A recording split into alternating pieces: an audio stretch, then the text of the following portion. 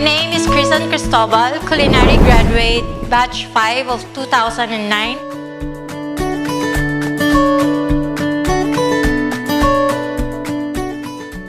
I'm living my dream right now, and I'm currently working at one of the famous chefs in Canada.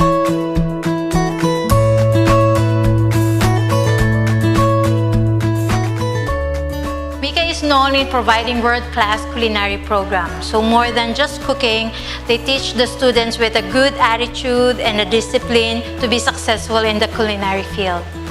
I savor each and every day of my experience in MIHCA, so I enjoy it a lot. But my most memorable experience was when I joined a competition and one of my competitors is my instructor in MIHCA. Instead of being nervous, they cheered for me with their kind words and reminding me the MIHCA core values, which is MIHCA pride. At that moment, I gained my confidence that I'm a product of MIHCA and I should be proud of. There's nothing you can't do if you really want to.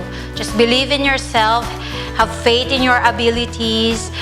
It may take you a while, but always remember that if you really want something, just work hard for it.